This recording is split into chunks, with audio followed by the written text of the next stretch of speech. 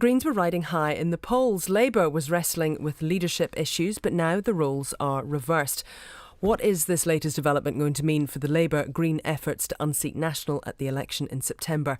Labour's leader Jacinda Ardern is in the Wellington studio. Good morning. Good morning. Congratulations on your new role. Thank you very much. Let's talk firstly about Materia Ture and ruling her out last week, as you did on Friday, of any possible cabinet.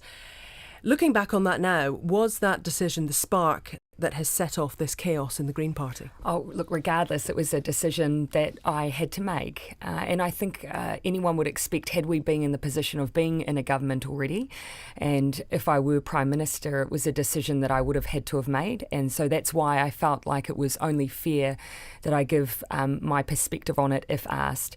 I made sure, of course, that the Greens knew my position before I shared it. I thought that was only right to do that. And I can't say whether or not that impacted their decision or if indeed they'd already made it. I just know that I had to be clear with the public around my perspective, and in my view, unfortunately, that did rule Materia out from Cabinet. The situation, though, that you have now in just a few short days is very different. And how could this chaos in the Green Party impact on Labour? This could do the left and could do you an awful lot of damage, couldn't it? And ultimately, I can only control what is within my power. And as I said in my very first press conference, I'm going to be focused on Labour's issues. One party is quite sufficient for me. And ultimately, voters will decide the makeup of government. They'll decide who they place their vote with. A conversation about other parties or the makeup of a possible alternative government, I think, distracts from our ability to talk about those issues. I mean, not even the Greens would want a conversation right now that leads us away from even being able to talk about an incredibly important report on climate change that came out yesterday. It's not quite as simple as that, though, when it comes to Labour and the Greens, because you do have this memorandum of understanding. You don't have that with any other political party.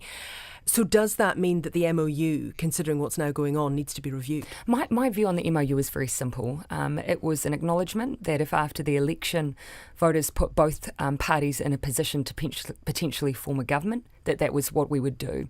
It was an acknowledgement that we both agreed we needed to change the government.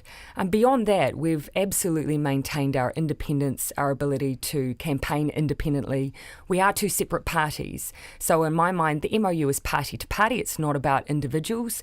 And so nothing changes. Nothing changes except Labour, by association, is more tied to the Greens than anybody else or any other party. And so that damage, what is that going to do to the vote? Is that something that could essentially bleed across and people look at the left and they see what's happening and they think, is this the loony left? Oh, voters will make their decision as to how they place their vote with individual parties. But I would really push back on this idea that somehow this means that we aren't in a position to change the direction of New Zealand and the current government.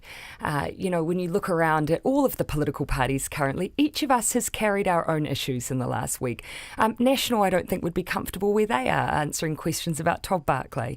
We weren't in a great space a week ago, let's be honest. So, look, this does happen to political parties from time to time. Not even the Greens would say this is a great place to be in right now, but ultimately it's about getting back on track, talking about the things voters want to hear about, and 6 weeks is a long time in politics. Indeed. Will Labour benefit from what's happening? Yeah, that's not something I'm sitting here and calculating. For me, it's never been about sitting down and looking at the blocks of different parties and looking at who we'd like to take votes on. We'll be focused on the right thing to do, the right policies to talk about. I'll take votes wherever they come from. Absolutely, but do you think you will be taking votes off the Greens? Oh, I wouldn't want to speculate on that.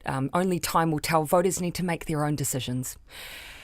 Do you think voters will look at the left, look at this possibility of changing the government and think it looks like a good prospect right now? I hope that they look beyond these matters and look at where they want the future of New Zealand to go, because that's what matters. These moments in time where we have from time to time internal issues that we deal with shouldn't override the fact that we should be looking at the future of New Zealand. Do we think that we could reduce inequality, tackle climate change, get Auckland moving, talk about what's happening with congestion in our major city? That's what this election is about. These moments in time should not determine a voter's decision. But equally, people will look at the parties and think, do they offer stability? If they can't sort out their own caucus, then they should can't do that cleanly, can they run the country? And they should look to the major leading party to answer that question. I offer stability. I offer firm, reasonable leadership that is focused on delivering a vision for New Zealand that I think is much, much better than where we are now. So if they're looking for stability, they'll find it with me. You're saying that you offer reasonable leadership. We've spoken to Sue Bradford. We're going to hear that interview a little bit later on Morning Report. She says that what you did was disgraceful when you rolled out Matirio Ture. Look, people will have their own opinions. All I could do was reflect on the integrity of the cabinet that I would like to lead. And, I absolutely acknowledged it was a very sad set of circumstances. There is no doubt. But I needed to be clear about the integrity I expected within that cabinet. And at that point, it's as Matirio herself obviously agreed, having ruled herself out first, that was the right decision to make. Does this situation with the Greens, though, make New Zealand First a more likely first choice for coalition partner should you be in that position after the election? And again, I simply cannot answer what voters are likely to deliver us.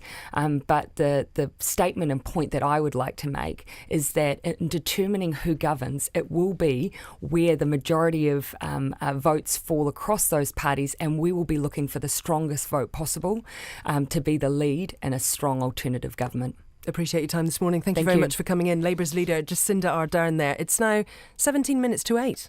And we're going to move on to the issue of these business owners illegally charging foreign students in just a second. But just a quick